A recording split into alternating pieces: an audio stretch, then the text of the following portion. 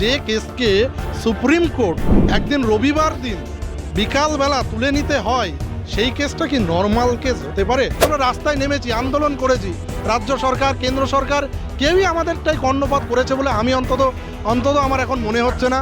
কারণ এই জন্যই বিচার ব্যবস্থায় এই ফাঁক দিয়ে সঞ্জয় রায় যদি এরপরে বেরিয়ে যায় তাহলেও আমাদের কিছু করার থাকবে না। তো বাকি ক্রিমিনালগুলো কোথায়, কবে ধরা পড়বে তার অপেক্ষায় কিন্তু আমরা রয়েছি। এখনো মোটিভ আমি অন্তত মনে করি যে যাই বলুক সেগুলো সব স্পেকুলেশন, মোটিভ ক্লিয়ার নয়। মোটিভ এখনো পর্যন্ত সিবিআই আমাদের সামনে আনেনি। যে নির্ভয়ার কেসের পরে আমাদের দেশে কটা ফাঁসি হয়েছে, একটাও হয়নি। তার কারণ কিন্তু আমাদের দেশে তো রেপ অ্যান্ড মার্ডার প্রচুর হয়েছে, কেন হলো না? আজিকর মামলার সাজা ঘোষণা করলেন বিচারক অনির্বাণ দাস। সাজা যে ঘোষণা করলো সেই ঘোষণাতে আপনারা কতটা সন্তুষ্ট? দেখুন, আমি বিচারকের রায়কে স্বাগত জানিয়েই বলছি যে ফাঁসি হলে খুব ভালো হতো, সেই ব্যাপারটা আমরা খুব খুশি হতাম। যাবজ্জীবন হয়েছে তাতে আমার খুব একটা কোনো আফসোস নেই, কারণ এরপরেও হায়ার কোর্ট আছে বা হাইকোর্ট বা সুপ্রিম কোর্টে অ্যাপিল করার জায়গা আছে। কিন্তু একটা হতাশার জায়গা হচ্ছে যে এটা rarest of the rare crime নয়।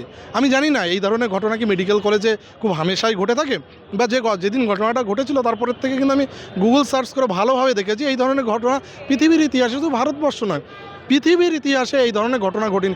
রেপ মার্ডার হয়েছে, কিন্তু এইরকম একটা সিকিওর প্লেসে রেপ অ্যান্ড মার্ডার হওয়াটা ডিউটিরত অবস্থায় অন্তত কোনোদিন হয়নি। তাহলে এটা অবভিয়াসলি একটা রেয়ারেস্ট অফ দি রেয়ার ক্রাইমই হয়। আমি জানি না কী দেখে বিচারক এটা বললেন, সেটা তার অ্যানালিসিস। এই ব্যাপারটা আমার কিন্তু হতাশা অবভিয়াসলি আছে। সুপ্রিম কোর্টের প্রধান বিচারপতি DY চন্দ্রচূড় বলেছিলেন এটি বিরল থেকে বিরলতম ঘটনা। দেখুন, এটা তো একদম সত্যি কথা। তিনি রিপোর্ট দেখার পরে বলেছিলেন রিপোর্ট ইজ সো ডিস্টার্বিং। এরপরে দেখুন, যে কেসকে সুপ্রিম কোর্ট একদিন রবিবার দিন বিকালবেলা তুলে নিতে হয়, সেই কেসটা কি নর্মাল কেস হতে পারে, অর্ডিনারি কেস হতে পারে? এই প্রশ্নটা তো আমার থেকেই গেল। জানি না এই প্রশ্নের উত্তর পাবো কিনা, হয়তো পাবো না। সঞ্জয় রায়, দেখুন অনেক কিছুই আমাদের কাছে এখনও আনআনসার্ড, যে কোশ্চেনের উত্তরগুলো পাইনি। প্রথম কথা, এখানে মাল্টিপল ক্রিমিনালস ইনভলভ, সেটা CFSL রিপোর্ট বলছে, সেটা DNA অ্যানালিসিস রিপোর্ট বলছে, কিন্তু সিবিআই সঞ্জয় রায়কে অ্যাকিউজ করে ট্রায়াল করে শেষ করে দিয়েছে। এটা তো হতে পারে না। তো বাকি ক্রিমিনালগুলো কোথায়, কবে ধরা পড়বে তার অপেক্ষায় কিন্তু আমরা রয়েছি। আমরা এখনও পর্যন্ত লড়াই চালিয়ে যাচ্ছি। সিবিআইকে আমরা উপরে চাপ রাখতে চাই যে আপনারা বাকি ক্রিমিনালদের সারফেসে আনুন, তাদেরকে কোর্টের সামনে এনে প্রডিউস করে তাদেরকে ফাঁসির সাজা শোনান। আমরা এই ব্যাপারে আজকে হ্যাপি নই। হ্যাঁ, যেটা হয়েছে পার্শিয়াল ক্লোজার, একটা অংশে বলতে পারি যে সঞ্জয় রায় সে ক্রিমিনাল। অনেকে আমাদের ক্রিটিসাইজ করেছে আপনারা কি সঞ্জয় রায়কে বাঁচাতে চাইছেন? একদমই না। সঞ্জয় রায়ের বায়োলজিক্যাল স্যাম্পেল, ভিকটিম থেকে নেওয়া স্যাম্পেল ম্যাচ হয়ে গেছে, তো অবভিয়াসলি ইজ এ ক্রিমিনাল। তার ফাঁসি হোক, ফাঁসিতে ঝোলানো হোক, আমার কোনো আপত্তি নেই। কিন্তু আদার্স ক্রিমিনালগুলো কোথায়, তাদেরকে কেন এখনও পর্যন্ত বিচার ব্যবস্থার আওতায় এলো না? এটাই আমাদের কিন্তু মেজর কনসার্ন, এবং সেটা যতদিন না হচ্ছে ততদিন কিন্তু আমাদের এই লড়াই জারি থাকবে। আপনারা একদিকে বলছেন লড়াই জারি থাকবে, অন্যদিকে সঞ্জয়ের আইনজীবী তরফ থেকে বলা হচ্ছে সঞ্জয় যে দোষ করেছে বা তাকে সেইভাবে কিন্তু তার বিরুদ্ধে কোনো প্রমাণ নেই। দেখুন, এইটা এর আগেও আমি বলেছি, সেটা একদম ভুল কথা নয়। পুরোপুরি সার্কামস্ট্যান্সিয়াল এভিডেন্সের বেসিসে এই কেসটা তার সাজা ঘোষণা হচ্ছে। যে জিনিসটা হয়েছে সেটা দেখা যাচ্ছে যে ওই যে DNA অ্যানালিসিস রিপোর্টে একাধিক ডিএনএর উপস্থিতি পাওয়া গেছে 3টে জায়গায়, অ্যানাল, আপনি ভালভার পারছেন নিপিলস হবে, দেখা যাচ্ছে একাধিক DNA, তার ভিতরে একজনের DNA হচ্ছে ফিমেল হতে পারে। ঠিক আছে, তার ছাড়া CFSL রিপোর্ট বলছে ওটা ক্রাইম সিন নয়। এইবার দেখুন, আমাদের দেশে যদি কারো ফাঁসির সাজা হতে, আমি এটুকু বুঝি, আমি আইনজ্ঞ নই, বুঝি যে কে করেছে, কেন করেছে, কি কোথায় করেছে। আজকে ক্রাইম সিন ক্লিয়ার নয়, মোটিভ ক্লিয়ার নয়, এত কিছুর পরে অবভিয়াসলি ফাঁসি হওয়াটা হয়তো ডিফিকাল্ট। এবং তার আইনজীবী আগের দিন যে একটা কয়েক মাসে যে পরপর একটার পর একটা ঘটনা, ধর্ষণের ঘটনা, কুলতলি থেকে কয়েকদিন আগে আমরা দেখলাম চুচুড়ার একটা ঘটনা, পরপর কিন্তু লোয়ার কোর্টে ফাঁসির সাজা দেওয়া হলো। এইখানে এই ক্ষেত্রে দেখুন, লোয়ার কোর্টে ফাঁসি দিয়েছে, কিন্তু এর আগেও তো নির্ভয়ার কেসের পরে আমাদের দেশে কটা ফাঁসি হয়েছে, একটাও হয়নি। তার কারণ কিন্তু আমাদের দেশে তো রেপ অ্যান্ড মার্ডার প্রচুর হয়েছে, কেন হলো না? আমরা যেটা দেখতে পাচ্ছি, লোয়ার কোর্টে যে রায় আসছে, হয়তো দেখা যাচ্ছে আপার কোর্টে গিয়ে সেটা রিভার্স হচ্ছে বা কমে যাচ্ছে। তার কারণটা হচ্ছে আমাদের ইনভেস্টিগেটিং এজেন্সিগুলো তারা প্রুভ করতে পারছে না।